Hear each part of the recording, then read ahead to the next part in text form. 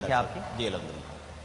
اور ان کے ساتھ تشریف فرما ہے ناظرین کرام فاضل مدینہ یونیورسٹی، متعدد کتابوں کے آپ مصنف ہیں، علامہ احسان الہی ظہیر شہید کے چھوٹے صاحبزادے ہیں، ایڈوکیٹ ہیں ہائی کورٹ کے، ناظم نشر و اشاعت جمعیت اہل حدیث پاکستان، پہلی مرتبہ ہماری اس محفل میں شریک ہو رہے ہیں، لیکن جیسے بھائی ویسے یہ بھی بھائی ہیں، حافظ ہشام الہی ظہیر صاحب۔ السلام علیکم۔ وعلیکم السلام۔ طبیعت صحیح ہے آپ کی؟ الحمدللہ۔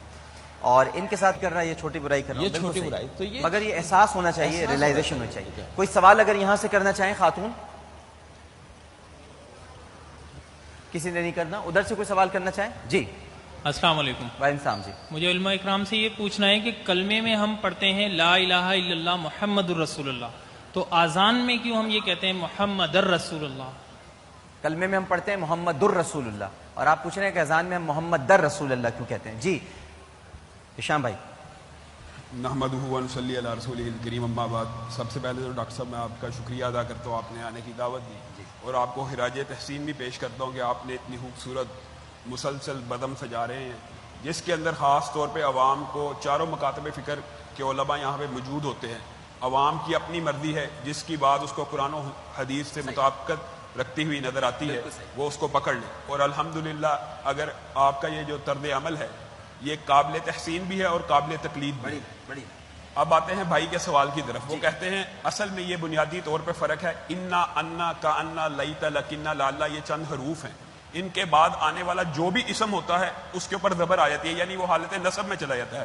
اب اذان کے جو الفاظ ہیں اشہد انا، جب انا آیا تو محمدن لازمی ہے، کیونکہ انا کے بعد آنے والا اسم لازمی طور پہ اپنے اوپر زبر لے گا۔ انا کے بعد آنے والا اسم ان اللہ، ان اللہ کبھی نہیں ہوگا، اور اسی طرح ان اللہ، انا کے بعد آنے والا اسم اپنے اوپر زبر لیتا ہے، اس لیے اذان میں ایسا آتا ہے۔ اور آگے اگر اسی سوال کے اندر آپ یہ دیکھیں لا الہ الا اللہ محمد الرسول اللہ، پہلے لا الہ الا اللہ ہے اور آخر میں رسول اللہ ہی ہے، تو یہ عربی کے چند چھوٹے چھوٹے قاعدے ہیں کہ یہ مضاف مضاف الیہ، جب کسی چیز کی اضافت کسی چیز کی طرف ہو جائے تو اس کے نیچے زیر آ جاتی ہے۔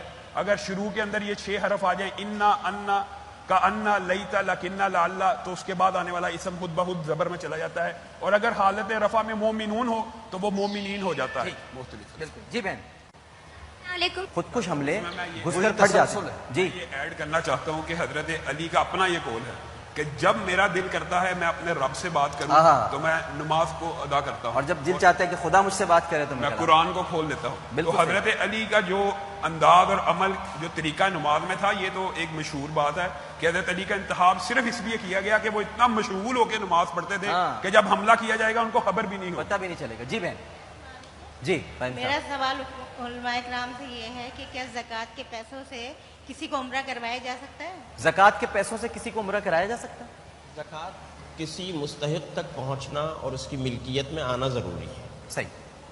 اگر وہ مستحق مالک ہو جاتا ہے اور مالک ہو جانے کے بعد وہ اس سے عمرہ کر جاتا ہے تو کوئی حرج نہیں۔ فی سبیل اللہ کے اندر بھی زکوٰۃ کے اندر عمرہ کرنا ہمارے ہاں اور کر سکتے ہیں، علماء اہل سنت اس کی ملک ہو جاتے ہیں نا پیسے، ملکیت۔ پھر وہ اگر وہ چاہے تو۔ ویسے بھی زکوٰۃ کا ڈاکٹر صاحب ایک مصرف فی سبیل اللہ بھی ہے۔ صحیح۔ اللہ کی راہ میں زکوٰۃ لگتی ہے، یہ جو مصرف والا ہے نا وہ مساکین کے لیے اور صحیح صحیح۔ جی جلدی سے، جلدی کوئی کوشش۔ جی اگر کسی نے میرا علماء کرام سے سوال یہ ہے کہ نماز عیدین کے لیے جس طرح مرد حضرات عیدگاہ تک جاتے ہیں تو اس بارے میں شریعت محمدی کا خواتین کے بارے میں کیا حکم ہے؟ خواتین کے بارے میں ہشام بھائی کا الگ نظریہ ہے، باقی لوگوں کا الگ نظریہ ہے، لیکن سب 2 منٹ ہیں، ایک ایک لائن میں اپنا نظریہ بتا دیں۔